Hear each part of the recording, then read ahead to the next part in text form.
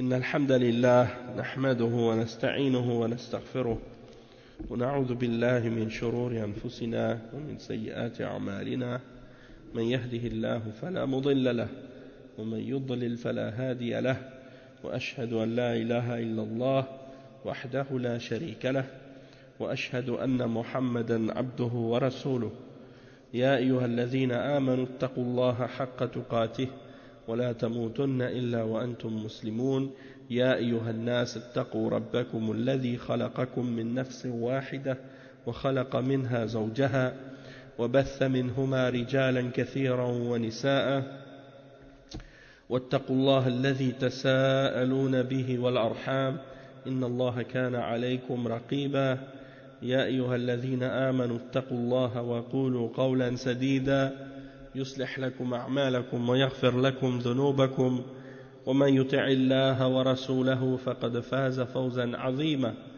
أما بعد وإن خير الكلام كلام الله وخير الهدي هدي محمد صلى الله عليه وسلم وإن شر الأمور محدثاتها وكل محدثة بدعة وكل بدعة ضلالة وكل ضلالة في النار أما بعد. نعم. Donc on va commencer le cours aujourd'hui, le cours numéro 6 dans l'explication de Kitab At-Tawhid avec les explications de Cheikh Abdul Aziz ibn Baz rahimahullah. Au dernier cours on a fini d'expliquer les versets et les hadiths qui ont été rapportés dans le chapitre 2 qui s'intitule Man haqqaqa at-tawhid dakhala al-jannah bighayri hisab wala adhab, c'est-à-dire quiconque purifie le tawhid, purifie son tawhid, entrera au paradis sans jugement. Et on a mentionné à ce sujet les versets et les hadiths en question. Il restait seulement à mentionner les points bénéfiques tirés de ce chapitre. Donc qu'est-ce qu'on va faire? On va lire les points. C'est quoi les points bénéfiques? C'est les résumés, les questions qu'on peut tirer, ou les points qu'on peut tirer de qu'est-ce qui a été mentionné dans les versets, dans les hadiths. En fait, si on voudrait même, on pourrait faire de ça des questions qu'on se pose pour essayer de trouver les réponses dans le texte. Ça, c'est pour ceux qui, par exemple, veulent... Il y en a qui aiment ça faire des quiz, parfois des questionnaires pour répondre, pour savoir s'ils ont bien compris. Et également, c'est bon pour ça fait une revision en même temps. Mais bon, nous on va juste les mentionner seulement. Puis si c'est possible de faire un lien avec le texte, on va le faire rapidement. Donc parmi les points bénéfiques tirés de ce chapitre, le point, il y en a 22. Il y en a 22. Donc on va les lire rapidement. Premièrement, connaître les degrés des gens dans le tawhid. Les gens dans le tawhid ne sont pas tous au même degré. Il y a des gens que leur tawhid est plus pur que d'autres, que leur tawhid est plus fort que d'autres. Et l'exemple qu'on peut tirer dans le texte à ce sujet-là, c'est l'exemple de Ibrahim alayhi salam. Allah subhanahu wa ta'ala, il dit à son sujet qu'il était une ummah. Hein? Et donc pourquoi? Parce que il avait certaines qualités, certaines caractéristiques qui font que son tawhid a été purifié et complété, qu'il était plus fort que les autres dans le tawhid. Et donc tout le monde ne sont pas au même degré de foi, et tout le monde ne sont pas au même degré donc par conséquent dans le tawhid également. Plus une personne fait les bonnes œuvres et fait ce qui est ordonné, fait ce qui est recommandé, s'écarte des péchés, s'écarte des innovations, s'écarte des formes de shirk mineur, s'écarte des formes de shirk majeur, plus sa foi augmente, hein, surtout s'il fait ce qui est recommandé et s'il s'écarte non seulement de ce qui est haram mais aussi de ce qui est détestable. Donc plus la personne fait des efforts dans la religion, plus que sa foi augmente et plus son tawhid augmente aussi. Le point numéro 2, que signifie purifier le tawhid? On l'a expliqué. Purifier le tawhid, ça veut dire s'écarter de tout ce qui est shirk majeur, ou shirk mineur, ou bid'a, ou kaba'ir, ou péché majeur. Kaba'ir, c'est les péchés capitaux, ou les péchés petits, as-sara'ir, et également de s'écarter de des choses détestables. Tout ça, c'est purifier le tawhid.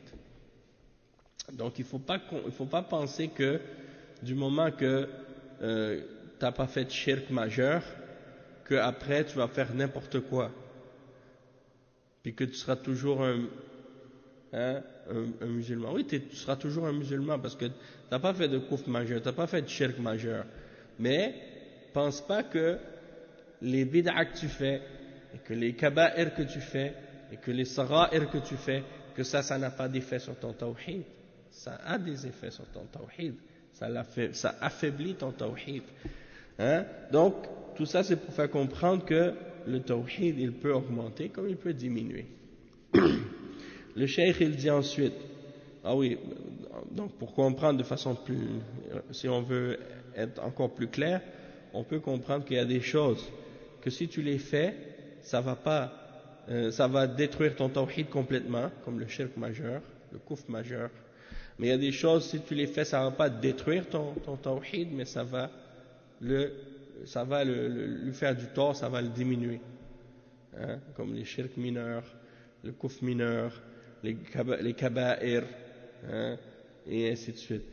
Donc c'est pour dire que ton tawhid, il peut être annulé complètement par les grandes formes de shirk, ou bien il peut être diminué et affaibli. Le point numéro 3, l'éloge que Allah fait à Ibrahim en disant qu'il n'est point du nombre des mushrikines. Donc ça c'est un exemple. Le point numéro 4, l'éloge qu'Allah fait à ses serviteurs rapprochés qui sont les meilleurs des hommes parce qu'ils sont exempts de shirk. Allah subhanahu wa ta'ala dit ceux qui avec leur Seigneur ne commettent pas de shirk. Alladhina hum bi rabbihim la yushrikun. Allah fait leur éloge en disant ça. Le point numéro 5, que le fait de délaisser la demande de ruqya et la demande du traitement par cautérisation ou bien de al-kay, on dit en arabe, que ça fait partie de la purification du tawhid. Pour quelle raison? Parce qu'on a expliqué que dans le fait de demander à quelqu'un, il y a quelque chose qui diminue la confiance que tu as en Allah, dans le sens que c'est comme si le fait de demander à quelqu'un quelque chose, c'est quelque chose qui fait que tu te mets dans le besoin des gens. Tu te mets dans le besoin d'avoir besoin des autres plutôt que de t'en remettre uniquement à Allah subhanahu wa ta'ala. Donc, si tu as le choix entre te faire la ruqya à toi-même ou de demander à quelqu'un de te faire la ruqya, qu'est-ce qui est préférable? C'est de la faire pour soi-même. Et si tu es vraiment dans le besoin et que tu as besoin de quelqu'un que quelqu'un te fasse la ruqya, il n'y a pas de mal de la demander. Mais sauf que c'est préférable de ne pas la demander. Ça diminue de la perfection de ton tawhid. C'est pour ça que c'est déconseillé. Et parmi les 4 personnes, parmi les 70 000 qui vont pas être jugés ni châtiés, le prophète sallallahu alayhi wa sallam a dit que ce sont ceux qui ne demandent pas aux autres de leur faire la ruqya et qui ne demandent pas qu'on leur fasse le traitement par la cautérisation et qui ne croient pas aux superstitions et mettent leur confiance en Allah. Donc ça c'est les 4 catégories ou 4 choses qui font que quelqu'un mérite d'être parmi les 70 000 qui vont rentrer au paradis sans jugement ni châtiment. Donc pourquoi? Parce qu'ils ont purifié leur tawhid, même des choses qui ne sont pas interdites ou même des choses qui sont déconseillées, et ils mettent leur confiance entièrement en Allah. Le point numéro 7, la connaissance profonde des Sahaba. puisqu'ils ne peuvent faire partie puisqu'ils savaient qu'ils ne pouvaient faire partie des 70 000 sans faire d'action. Donc on voit que les Sahaba ont une compréhension profonde de la réalité de l'islam, puisqu'ils savent qu'ils ne peuvent pas faire partie de ces 70 000 là sans faire d'action nécessaire pour y accéder. Le point numéro 8, l'intérêt ardent pour le bien. Les Sahaba, ils ont un intérêt ardent pour le bien parce que lorsque le prophète sallallahu alayhi wa sallam leur a dit qu'il y allait avoir 70 000 qui rentrent au paradis sans jugement ni châtiment, ils ne sont pas restés comme ça. Ils ont essayé de comprendre, de savoir de qui il s'agissait. Pourquoi? Pour être capable d'en faire partie. Donc ça veut dire qu'ils ont le désir ardent de faire partie des gens du bien et de connaître le bien. Le point numéro 9, l'excellence de cette umma en quantité et en qualité. Et ça c'est dans l'exemple que le prophète sallallahu alayhi wa sallam a mentionné dans le hadith lorsqu'il mentionne que les nations vont être présentées devant lui et qu'il y aura différentes nations, certains prophètes qui vont venir avec deux ou trois personnes, d'autres ils vont venir tout seuls et d'autres vont venir avec une masse de monde. Et donc ici ensuite le point numéro 10, que l'excellence des compagnons de Moussa alayhi salam, parce que dans le hadith on mentionne que Moussa, le prophète sallallahu alayhi wa sallam voit une masse immense de gens et il dit j'ai cru qu'il s'agissait de ma umma. J'ai cru qu'il s'agissait de ma umma et on m'a dit c'est Moussa et sa umma. Puis je vis une autre masse immense et on me dit celle-ci est ta umma. Donc ça veut dire que cette umma elle est en grand nombre et en même temps en qualité, puisque parmi eux il y a 70 000 qui rentrent au paradis sans jugement et châtiment. Et pour chaque 1000 de ces 70 000, il y en a 70 000 autres qui rentrent avec eux aussi. Comme c'est mentionné dans l'autre hadith qu'on a mentionné hier. Ou pas hier, mais au dernier cours. Le cheikh il dit ensuite le point numéro 11, le fait que les nations sont présentées au prophète sallallahu alayhi wa sallam. Et le point numéro 12, que chaque nation sera rassemblée seule avec leurs prophètes respectifs. Donc chaque nation aura un prophète avec eux qui va les représenter. Et le point numéro 13, le petit nombre de ceux qui répondent à l'appel des prophètes. C'est que parmi les prophètes, il y en a qui sont suivis uniquement par quelques personnes, une ou deux. Et le point numéro 13, après le point numéro 14, celui auquel personne n'a répondu, viendra seul. C'est-à-dire qu'il y aura même un prophète qui va venir au jour de la résurrection, personne ne l'a suivi. Est-ce que ça veut dire qu'il n'a pas bien transmis le message d'Allah? Non, ça ne veut pas dire ça. Et le cheikh dit comme point numéro 15, le fruit qui découle de cette science, c'est qu'on ne doit pas se laisser tromper à cause du grand nombre et ne pas négliger le petit nombre. Donc c'est pas parce que quelqu'un il appelle à Allah puis qu'il y a un grand nombre de personnes qui le suivent, ça ne veut pas dire qu'il est nécessairement sur la sunna, ça ne veut pas dire qu'il est nécessairement sur la vérité. Et quelqu'un peut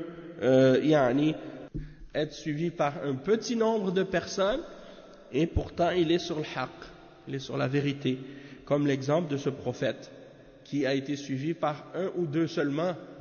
Il appelait à la vérité. Est-ce que ça veut dire que il était parce qu'il n'a pas eu beaucoup de fidèles, il n'était pas sur la vérité? Non, c'est pas le nombre qui détermine si tu es sur la vérité ou non. C'est ça la leçon qu'on peut tirer de ce hadith. Parce que les kuffars, eux, ils ont tendance à se fier beaucoup au nombre. Une des raisons pour ça, c'est parce qu'ils croient en la démocratie. Et dans la démocratie, la vérité est déterminée par le nombre. C'est-à-dire que si tu as la majorité des votes, c'est toi qui as raison. Si tu veux faire voter une loi et que tu as la majorité des votes, eh bien, ta loi, elle va passer. Si ta loi n'est pas supportée par la majorité, elle ne va pas être acceptée, même si elle est bonne, même si elle est vraie. Hein? C'est pour ça que la loi d'Allah ne peut pas être soumise au vote. La vérité ne peut pas être soumise à un vote, parce que c'est la vérité. Et donc, que ce soit accepté d'un petit nombre, hein, accepté par la majorité ou non, elle doit être acceptée. C'est parce que c'est la vérité, parce que ça vient d'Allah. C'est tout. Hein? Donc, le fait de dire, par exemple, certaines personnes, ils vont dire dans un pays musulman, bon, on va faire un vote pour savoir si on va accepter l'interdiction de l'alcool, ou bien si on va permettre l'alcool. Non, on n'a pas le droit de faire ça. On n'a pas le droit de faire ça parce qu'on est musulman. Et dans le Coran, Allah il a interdit l'alcool. Donc même si 51% dans un pays musulman ils disent nous on veut que l'alcool soit permise, on n'a pas le droit de la permettre. C'est pas une question de majorité dans l'islam. C'est une question de l'ordre d'Allah, du commandement d'Allah. Même s'il y avait juste 1% dans la société qui dit moi je suis contre l'alcool, hein, même si c'était juste 1%, du moment que c'est l'ordre d'Allah, alors on doit l'établir et l'appliquer. Mais en général, les musulmans sont d'accord avec ça, c'est-à-dire sont d'accord avec l'interdiction de l'alcool. Il n'y a personne qui remette ça en question. Sauf qu'il y a des musulmans qui ont des foi faibles parfois et qui aiment suivre leurs désirs et leurs passions et qui savent que c'est interdit, mais qui malgré tout consomment de l'alcool parfois. Et donc, ces gens-là, le fait que l'alcool soit interdit, c'est pour leur bien, pour les aider à s'abstenir. Parce que sinon, ils vont succomber à leurs désirs, ils vont succomber à leurs tentations. Hein? Donc, la charia, elle est là pour protéger les êtres humains, pour protéger les hommes contre eux-mêmes et contre le mal, tout ce qui est mauvais pour eux. Et c'est la même chose pour les drogues, hein, et les autres produits qui sont mauvais pour l'être humain. C'est pas de dire ah mais étant donné que les gens le prennent, bon pourquoi on ne doit pas l'interdire, c'est pas, on devrait comme ils disent légaliser ou bien décriminaliser. Non, on ne peut pas décriminaliser ce qui est haram. Et on ne peut pas légaliser ce qui est haram dans l'islam. Ça c'est la aqida du musulman. Ça c'est la aqida du musulman. Peu importe où il est dans le monde. Il doit croire en ce qui est halal comme étant halal. Et il doit croire en ce qui est haram comme étant haram. Peu importe l'endroit où il est dans le monde.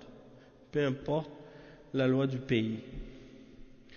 Et le point numéro 15, donc on a dit de ne pas se laisser tromper par le grand nombre et de ne pas dénigrer le petit nombre. On dit, ah, lui, il n'y a personne qui l'écoute. Donc ça veut dire, qu'est-ce qu'il dit, c'est pas vrai. Même si c'est en accord avec le Coran et la Sunna. Et l'autre, ah, lui, tout le monde l'écoute. Donc il dit la vérité. Même si c'est contraire au Coran et à la Sunna. Non, c'est pas comme ça. Donc le cheikh il dit ensuite, le point numéro 16, la permission de faire la ruqya pour le mauvais œil et pour une piqûre de scorpion ou une morsure de serpent. Donc ça, il y a un hadith dans le chapitre qui établit que ça c'est permis de le faire pour ces choses-là et pour d'autres raisons également. Et le point numéro 17, la profondeur de la science des salafs. Dans la parole, quand Saïd ibn Jubayr a dit a certes bien agi celui qui s'est arrêté à ce qu'il a appris. C'est-à-dire, quand tu fais quelque chose dans la religion, tu te limites à ce que tu sais de ce qui a été révélé dans le Coran et dans la Sunna. Donc, si tu agis selon une science. Hein? Si on te demande, par exemple, pourquoi tu as fait telle chose, hein? Tu devrais être en mesure de dire je l'ai fait parce que j'ai lu le hadith du prophète sallallahu alayhi wa sallam qui dit telle ou telle chose. Et c'est ça qu'on a vu dans le hadith, lorsque Saïd ibn Jubayr, il demande à Hussein ibn Abdurrahman, pourquoi tu as fait la ruqya? Qu'est-ce qui t'a appelé à faire la ruqya pour cette morsure de serpent ou cette piqûre de scorpion? Pourquoi qu'est-ce qui t'a amené à ça? Et il a répondu par un hadith qui est rapporté par Ash-Sha'bi. Et il a dit, qu'est-ce qu'il vous a rapporté? Il a rapporté selon Burayda ibn al-Husayb, qui a dit, pas de ruqya excepté pour le mauvais œil ou pour une piqûre de scorpion ou une morsure de serpent. Donc il s'est basé sur un dalil. Et c'est ça que le musulman doit faire dans sa religion en général. Que s'il fait quelque chose dans la religion, il devrait avoir un dalil pour supporter ce qu'il fait. Et c'est pour ça qu'on dit ici la permission la profondeur de la science des salafs, lorsqu'il a répondu, après avoir entendu ce hadith, a certes bien agi celui qui s'est arrêté à ce qu'il a appris. Et on sait qu'il n'y a pas de contradiction entre les deux hadiths, c'est-à-dire parce que après Saïd ibn Jubayr lui a rapporté un hadith. Et dans ce hadith-là, il y a un exemple de ce qui est meilleur encore. Donc, il n'y a pas de contradiction entre les deux hadiths. Le premier hadith, il montre la permission de faire quelque chose, et le deuxième mentionne ce qui est meilleur encore. C'est-à-dire le hadith des 70 000 et des choses qu'il faut faire pour en faire partie. Et le point numéro 17, on l'a mentionné, le point numéro 18, les salafs s'éloignaient de faire l'éloge d'une personne pour ce qu'elle n'a pas fait. C'est-à-dire, ça c'est l'exemple de Abdurrahman ibn al-Husayb, quand on lui a posé la question, qui a vu l'étoile filante qui est tombée hier soir, la nuit passée? Lui, il a répondu, moi, je l'ai vu, l'étoile filante. Mais il n'a pas voulu que les gens croient que c'était parce qu'il priait qu'il était debout pendant la nuit. Parce que les sahaba, ils n'aiment pas se glorifier eux-mêmes, et encore moins pour quelque chose qu'ils n'ont pas fait. Alors il a dit, mais j'étais debout parce que je me suis fait mordre par une bête, soit un scorpion ou un serpent, et donc j'étais malade, je ne pouvais pas dormir. Et le point numéro 19, la parole du prophète sallallahu alayhi wa sallam à Ukasha ibn Samit, tu es l'un d'entre eux. Et la preuve de la véracité de la prophétie du prophète sallallahu alayhi wa sallam, quand Ukasha lui a dit invoque Allah pour que je sois un d'entre eux, il a dit tu es un d'entre eux. Et pourquoi c'est la véracité du prophète sallallahu alayhi wa sallam qui est prouvée par ça? C'est parce que en réalité Ukasha a fait partie des gens qui sont morts martyrs dans la guerre contre, je pense qu'il est mort dans le combat contre le faux prophète Musaylama. Donc ça c'est un exemple de la véracité du prophète sallallahu alayhi wa sallam dans la transmission de la prophétie, et également le point numéro 20, le mérite de ce compagnon, Ukasha radiyallahu anhu. Le point numéro 21, l'emploi des diversions. Et ça c'est par rapport à la personne qui a suivi l'exemple de Ukasha. Après que Ukasha s'est levé, il a dit invoque Allah pour que je sois un d'entre eux, et lui il s'est levé après Ukasha, il a dit ô messager d'Allah, invoque moi aussi pour que je sois parmi eux. Et le prophète sallallahu alayhi wa sallam lui a dit sabaqaka biha Ukasha, c'est-à-dire Ukasha t'a devancé. Et la raison de pourquoi le cheikh il dit que ça c'est l'emploi d'une diversion, c'est parce que le sahabi en question ne mérite pas ce mérite-là, ne mérite pas de faire partie de ces 70 000, parce qu'il n'a pas les œuvres nécessaires pour y arriver. Mais pour ne pas le blesser, pour ne pas l'humilier, il ne lui a pas dit les choses directement comme ça, mais il lui a dit à la place Ukasha t'a devancé. Et ça c'est le point numéro 22 qui montre le bon comportement du prophète sallallahu alayhi wa sallam, qu'il utilisait ce genre de façon pour répondre à des gens, pour ne pas les blesser. Il ne leur disait pas il ne leur disait pas les choses d'une manière qui peut les blesser. Mais il comprenait quand même, par sa parole, que c'était pas possible. Donc cet exemple-là, c'est clair. On est arrivé au chapitre 3 maintenant.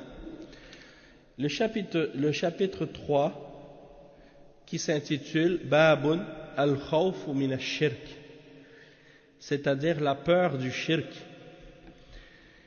Et dans ce chapitre, il y a des versets et des hadiths encore.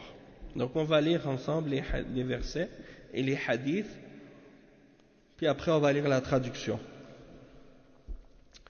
Donc le cheikh Mohammed ibn Abdul Wahhab rahimahullah, il dit: وقول الله عز وجل إن الله لا يغفر أن يشرك به ويغفر ما دون ذلك لمن يشاء. وقال الخليل عليه السلام: واجنبني وبني أن نعبد الأصنام. وفي الحديث: أخوف ما أخاف عليكم الشرك الأصغر، فسئل عنه فقال: الرياء. وعن ابن مسعود رضي الله عنه أن رسول الله صلى الله عليه وسلم قال: من مات وهو يدعو من دون الله ندا دخل النار. رواه البخاري. ولمسلم عن جابر رضي الله عنه أن رسول الله صلى الله عليه وسلم قال: من لقي الله لا يشرك به شيئا دخل الجنة ومن لقيه يشرك به شيئا دخل النار. Donc ça c'est les hadiths du chapitre. On va maintenant lire la traduction. Donc le chapitre, c'est la peur du shirk. Et le premier verset qui est mentionné dans ce chapitre,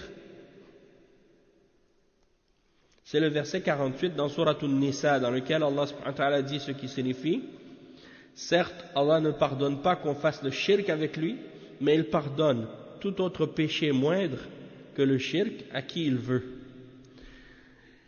Et le hadith, le verset suivant, c'est lorsque Allah subhanahu wa ta'ala mentionne dans le Coran, le verset 35, dans Surat Ibrahim, la parole du prophète Ibrahim al-Khalil, qui invoque Allah subhanahu wa ta'ala, qui demande: préserve-moi ainsi que mes enfants de l'adoration des idoles. Donc il demande à Allah de le préserver ainsi que ses enfants de l'adoration des idoles. Et le premier hadith qui est rapporté, c'est le hadith suivant: ce que je crains le plus pour vous est le shirk mineur,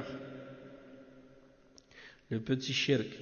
Il fut questionné à ce sujet et répondit: c'est l'ostentation, ar-riya.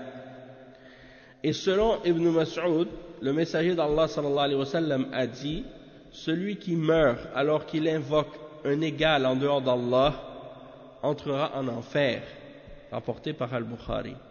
Et l'imam Muslim rapporte selon Jabir que le messager d'Allah sallallahu alayhi wa sallam a dit: celui qui rencontre Allah sans avoir fait de shirk, en associant quelque chose avec lui, entrera au paradis. Et celui qui rencontre Allah en ayant fait le shirk, en lui associant quelque chose, entrera en enfer. Naam. Donc ça c'est les hadiths qui sont mentionnés dans le chapitre en question. Et on va lire maintenant l'explication. Wa alaykum assalam wa rahmatullahi wa barakatuh. On va lire maintenant l'explication de ces versets et de ces hadiths. Le Cheikh Ibn Baz, Abdul Aziz Ibn Baz rahimahullah ta'ala, l'ancien mufti de l'Arabie Saoudite, il dit: Ay bab wujub al-khawf min al-shirk, فيجب على المؤمن أن يخاف من الشرك والمعاصي فيبتعد عنها وخاصة الشرك ولا يأمن ذلك على نفسه. Donc le titre de ce chapitre, la peur du shirk, ça veut dire qu'il est obligatoire d'avoir peur du shirk. D'avoir peur du shirk, c'est-à-dire d'avoir peur de tomber dans le shirk. Il est obligatoire pour le croyant d'avoir peur du shirk et des péchés et de s'en écarter, et en particulier le shirk. Et qu'on ne doit pas se sentir en sécurité soi-même par rapport au shirk. Tu ne dois pas te sentir comme si à l'abri du shirk. Ça, c'est la ruse du shaitan pour les gens. Ils disent, ah, moi je suis musulman, je sais qu'est-ce que c'est le shirk, je ne vais pas tomber dans le shirk. Le shirk, c'est pour les gens qui sont loin, comme par exemple les idolâtres, les chrétiens, les juifs et autres. Même il y en a qui pensent même que les juifs et les chrétiens ne sont pas des mouchriquins. Il y en a qui pensent que le shirk c'est loin d'eux. Alors que peut-être que proche d'eux, même dans leur propre famille, il y a des gens qui sont musulmans, qui se disent musulmans, qui font du shirk. Si eux-mêmes ils ne le font pas, sans même le savoir. Donc il ne faut pas se sentir à l'abri du shirk. Et le cheikh explique qu'est-ce que c'est le shirk. Parce que tu ne peux pas être à l'abri du shirk et être vraiment éloigné du shirk si tu ne sais pas ce que c'est le shirk. Et c'est ça qui est étonnant de la part de plusieurs personnes qui prétendent qu'ils ne font pas de shirk ou que ce qu'ils font c'est pas du shirk, et quand tu leur demandes donne-moi la définition du shirk, ils ne sont pas capables de le définir. Alors si tu n'es pas capable de définir quelque chose, comment peux-tu prétendre que tu t'en es préservé? Comment peux-tu prétendre que tu ne l'as pas fait? Alors le cheikh il explique, il donne la définition du shirk. Et essayez de vous souvenir de cette définition-là, parce que ça va vous aider, ça va vous servir dans votre compréhension de l'islam.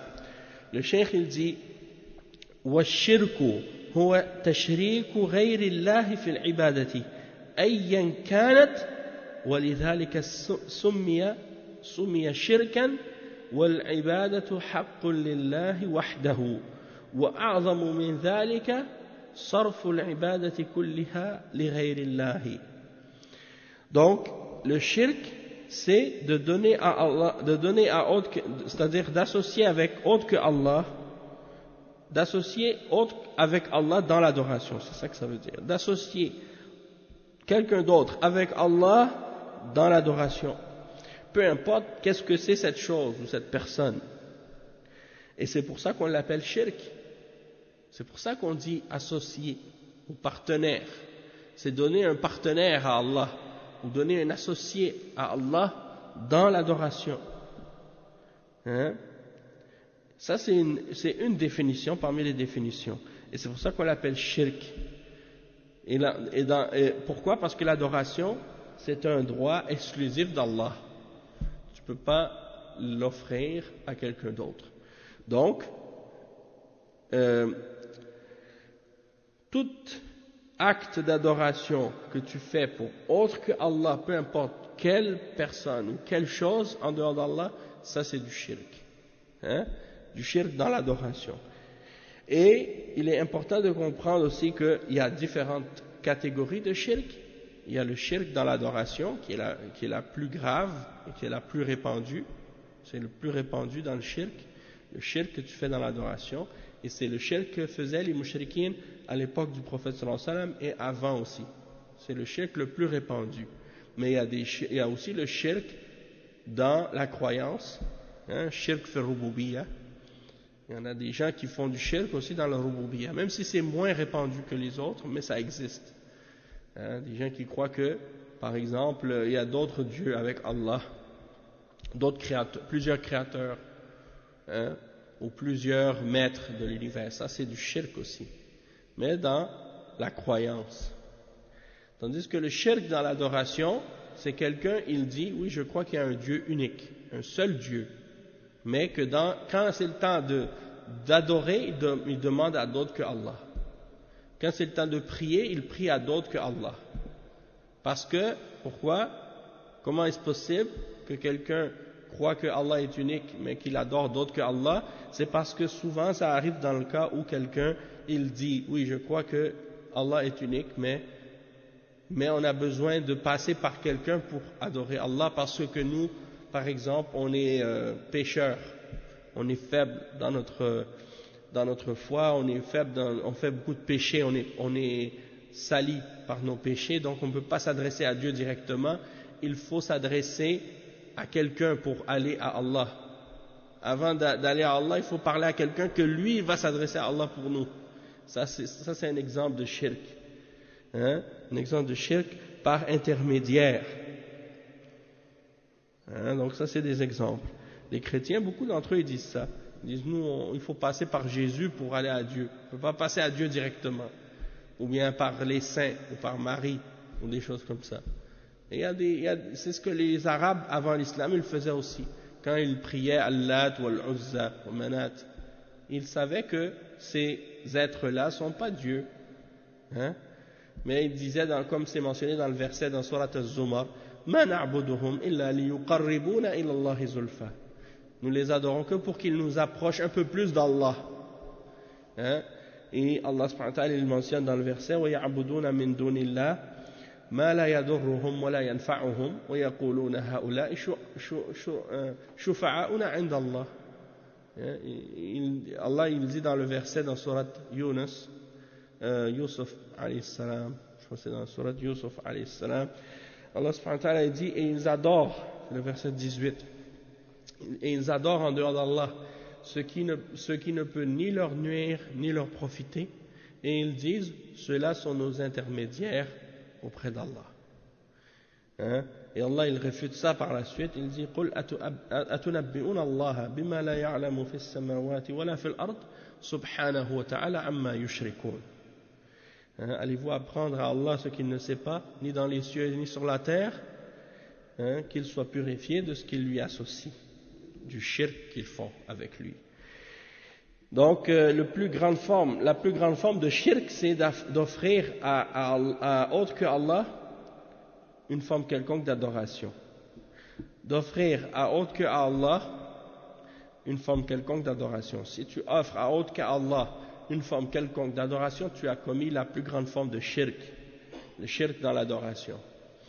Le cheikh il mentionne comme preuve à ce sujet-là, le fait qu'on doit avoir peur du shirk, le verset dans Surat An-Nisa, le verset 48. قوله تعالى إن الله لا يغفر أن يشرك به ويغفر ما دون ذلك لمن يشاء وفيه بيان عظم الشرك وخطورته لأن الإنسان إذا مات عليه لم يغفر له بل هو خالد مخلد في النار بخلاف سائر المعاصي فهي تحت المشيئة إن شاء عذبه بقدرها ودخل الجنة وإن شاء غفر له أما الشرك فقد قال تعالى إنه من يشرك بالله فقد حرم الله عليه الجنة ومأواه النار وما للظالمين من أنصار. Donc le cheikh il dit, et nous on va s'arrêter avec ça pour aujourd'hui, le cheikh il mentionne donc, Allah subhanahu wa ta'ala il dit dans le premier verset que le cheikh il a mentionné, le verset 48 dans Surat An-Nisa, certes Allah ne pardonne pas qu'on fasse le shirk avec lui, mais il pardonne tout autre péché qui est moindre que le shirk à qui il veut. Donc tout autre péché, même si ça fait parmi les kaba'ir, ça fait partie des kaba'ir, mais c'est moindre que c'est sûr que le kaba'ir c'est moindre que le shirk. Alors il le pardonne à qui il veut. Et le cheikh il explique, Cheikh bin Baz rahimahullah, il dit ça c'est la preuve et l'explication de la gravité du shirk et de son danger, du fait que l'homme, s'il meurt sur le shirk sans se repentir avant sa mort, hein, il sera éternellement en enfer et il ne lui sera pas pardonné son shirk s'il meurt sans se repentir. Contrairement aux musulmans qui n'a pas commis de shirk mais qui meurt sans se repentir d'un grand péché parmi les grands péchés ou de plusieurs grands péchés parmi les grands péchés, celui-là il sera sous la volonté d'Allah. Si Allah veut le châtier, il va le châtier selon la proportion du péché qu'il avait fait, puis il rentrera au paradis par la suite, par la miséricorde d'Allah. Ou bien, si Allah décide, s'il veut, il peut même lui pardonner du premier coup et le faire directement rentrer au paradis malgré ses péchés. Hein? Parce que Allah subhanahu wa ta'ala, peut-être qu'il va lui expier ces péchés-là par d'autres moyens. soit par des maladies, ou par des malheurs ou des épreuves qui le touchent dans sa vie, ou bien par le châtiment de la tombe, il lui efface de ses péchés, ou bien par le fait que, par exemple, il décide de lui faire miséricorde. Et donc, il va rentrer directement au paradis malgré qu'il a fait des péchés, du moment qu'il n'a pas commis de shirk. Toutefois, s'il a fait le shirk, Allah subhanahu wa ta'ala dit dans l'autre verset, dans Surat Al-Ma'idah, quiconque associe avec Allah, fait du shirk avec Allah, Allah lui interdit le paradis. Innahu man yushrik billah faqad harrama Allahu alayhi al-jannah. Donc celui qui fait le shirk avec Allah, Allah lui interdit le paradis. Hein? Et donc, on va s'arrêter pour aujourd'hui à cette partie-là, puis on continuera la prochaine fois, Inch'Allah, la suite avec l'explication de l'autre verset, la parole de Ibrahim alayhi salam, qui demande la protection d'Allah contre le shirk, alors que c'est l'imam des prophètes, hein, et il a peur de faire le shirk lui aussi. Donc si lui il a peur, alors on devrait tous avoir peur, hein, comme lui, et encore plus que lui. Donc on s'arrête ici, Inch'Allah. Subhanakallah wa bihamdik, ashhadu an la ilaha illa ant, astaghfiruka wa atubu ilayk. وصلى الله وسلم على نبينا محمد وعلى آله وصحبه أجمعين والسلام عليكم ورحمة الله وبركاته.